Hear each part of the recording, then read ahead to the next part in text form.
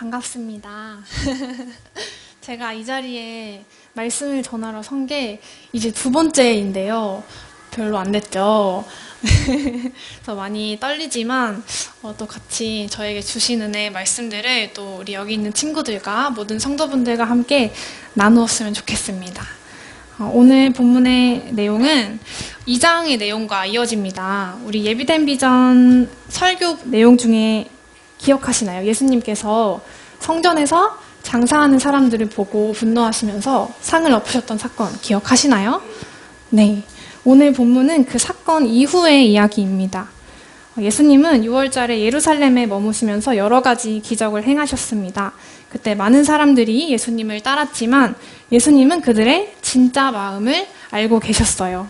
사람들은 예수님이 아니라 예수님이 보여주신 기적을 쫓아가고 있었습니다.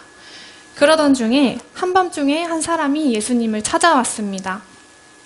니고데모죠. 본문 1절을 우리 예비된 비전이 다 같이 읽어볼까요? 준비. 네.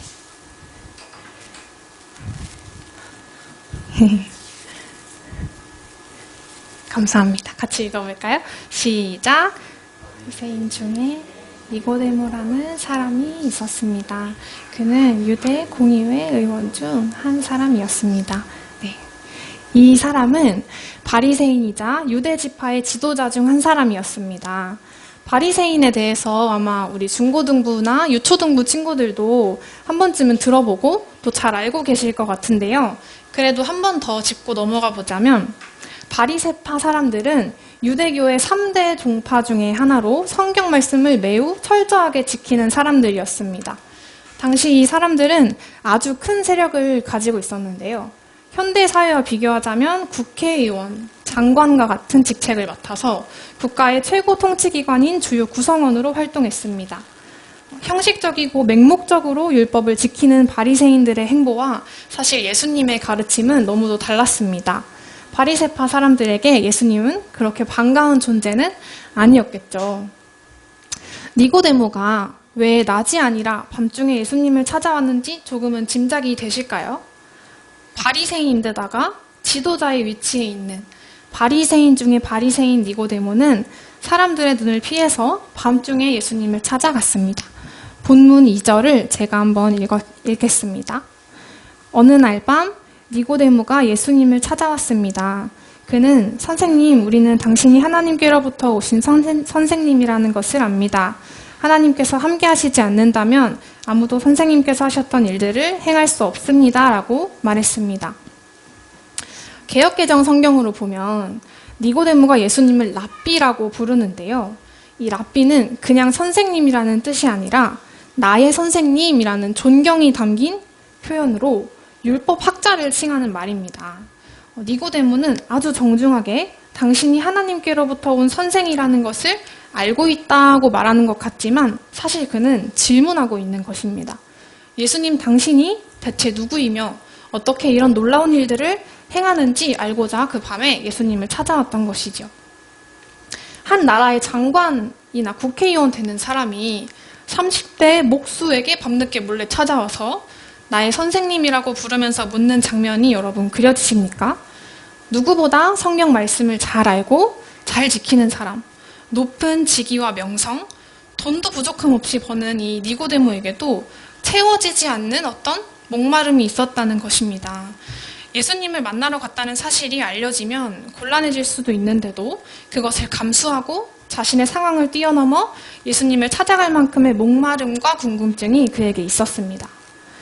세상은 착하게 살고 돈 많이 벌면 그것이 성공한 인생이라고 말합니다.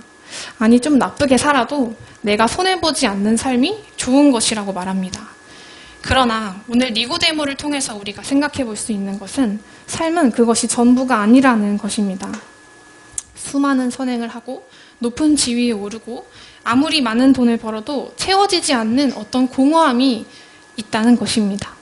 세상의 기준으로 보면 이 니고데모는 더할 나위 없이 성공한 사람이었습니다. 더 이상 바랄 것이 없어야 했습니다. 하지만 이런 니고데모에게도 예수님이 필요했습니다. 여러분 반드시 기억하셔야 합니다. 예수님이 없는 성공은 없습니다. 예수님이 없는 행복은 있을 수 없습니다. 우리의 기준은 세상과 달라야 하고 다를 수밖에 없습니다. 오늘 본문의 니고데모처럼 우리에게도 예수님이 필요합니다. 그래서 그날 밤 자신을 찾아온 니고데모에게 예수님은 구원에 대해서 이렇게 말씀하십니다. 우리 3절 말씀을 다 같이 읽어볼까요? 시작! 예수님께서 대답하셨습니다. 내가 너에게 진리를 말한다. 누구든지 다시 태어나지 않으면 하나님의 나라를 볼 수 없다. 네, 아멘. 여기서 다시 태어나다라는 단어의 원어적인 의미를 보면 위로부터 태어나다라는 뜻입니다. 또 이 하나님의 나라에서 나라는 하나님의 통치, 즉 다스리심을 의미하기도 합니다. 하나님으로부터 태어나지 않으면, 하나님의 자녀가 되지 않으면 그분의 나라와 일하심을 누구도 볼 수 없다는 것이죠. 이 말씀을 이해하지 못하는 니고데모에게 예수님은 한 번 더 말씀하십니다. 5절의 말씀을 제가 읽겠습니다. 예수님께서는 이렇게 대답하셨습니다. 내가 너에게 진리를 말한다. 누구든지 물과 성령으로 태어나지 않는다면 그 사람은 하나님의 나라에 들어갈 수 없다. 네. 다시 태어남은 이전의 생활을 청산하는 것입니다. 예수님은 알지 못했던 지난날의 나를 영구적으로 삭제하는 거예요. 이제는 하나님의 자녀로서의 정체성으로 새로운 삶을 시작하는 것. 인생의 판도가 뒤집히는 사건이 바로 거듭남입니다. 여러분 이 찬양을 아시나요? 돈으로도 못 가요. 하나님 나라. 힘으로도 못 가요. 하나님 나라. 거듭나면 가는 나라. 하나님 나라. 믿음으로 가는 나라. 하나님 나라. 네, 감사합니다. 아마 여기 계신 분들이 어린 시절에 또 들어보셨을 찬양일 것 같아요. 이 찬양이 지금도 유초등부에서 또 어린 아이들에게서 많이 불리고 고백되고 있는 찬양인데요. 굉장히 단순한 가사의 찬양이지만 또 단순한 멜로디의 찬양이지만 이런 믿음의 고백과 또 삶이 오늘 우리에게도 필요한 것 같습니다. 6절의 말씀을 우리 훈이가 한번 읽어줄까요? 아닌가요? 그렇다면 우리 유초등부와 중고등부가 다 같이 읽어줄 수 있을까요? 시작!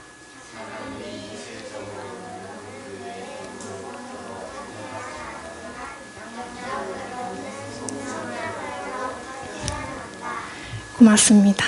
네. 사람이 육체적으로 아이를 낳듯이 하나님만이 영적인 생명을 내실 수 있습니다. 우리는 눈에 보이는 것을 믿고 그것을 근거로 판단하려는 경향이 있어요. 그래서 눈에 보이는 것을 근거로 하나님이 내 기도에 응답하지 않으셨어 라고 생각하거나 눈에 보이는 현상으로 하나님의 능력을 의심하기도 합니다. 우리 실제로 중고등부 친구들이 시험을 보면요. 모르는 문제가 나왔을 때 기도를 한다고 해요. 하나님, 뭘까요? 정답이 뭘까요? 라는 기도를 하고 돌아와서 기도했는데 진짜 맞았어요. 라고 이야기했던 일화가 있습니다. 이런 것처럼 우리는 크고 작은 일 속에서 하나님의 도우심을 구하고 또 기도하는데요. 근데 그 결과가 우리가 예상하는 것일 때도 있고 그렇지 않을 때도 있습니다. 근데 그것이 하나님의 능력과 존재를 판단하는 기준이 되어서는 안 되겠죠. 내가 가늠할 수 있는 만큼의 하나님. 우리가 작은 것을 보고 이만큼의 것을 기도한다고 해서 하나님이 이만큼의 분이신 것은 아니지 않습니까? 하나님은 창조주이시고 우리가 바라보는 것, 우리가 생각하는 것뿐만 아니라 가늠할 수 없는 곳에서도 쉬지 않고 일하시는 분입니다. 아이가 태어났을 때 우리가 아이의 손을 만져볼 수도 있고 코를 눌러볼 수도 있고 눈을 마주칠 수도 있겠죠. 그렇지만 이 아이의 인격이나 마음, 어떤 생각을 하고 있는지는 들여다볼 수 없습니다. 그런 것처럼 보거나 만질 수 없지만 하나님은 일하십니다. 분명히 사람과 생명의 삶에 지대한 영향을 끼치는 것들이 있는데요. 사랑, 우정, 희망, 믿음과 같은 것들은 분명히 존재하지만 우리 눈에 보이거나 만져볼 수 있는 것이 아닙니다. 바로 이런 것들이 눈에 보이지 않는 것도 실존할 수 있다는 증거죠. 우리 훈이 우정을 만져본 적 있으신가요? 없다고 합니다. 네. 네. 보이지 않지만, 만져볼 수 없지만, 그것에도 아주 커다란 것을 움직일 수 있는 힘이 있습니다. 사람들은 눈에 보이지도 않는 하나님을 믿는 것이 어리석다고 말합니다. 그러나 방금까지 우리가 말한 것들 토대로 생각해 볼 때 반대로 그 말을 한 사람이 얼마나 어리석고 무지한지, 하나님을 알지 못하는지 알 수 있죠. 사람이 눈에 보이지 않는 모든 것을 배제하고 산다는 것은 불가능합니다. 그런 것처럼 하나님의 나라는 보이지 않지만 실존하고 보이지 않지만 보이는 것을 움직이는 힘으로 이 세상에 작용하고 있습니다. 8절 말씀을 이번에 다 같이 읽어볼까요? 시작!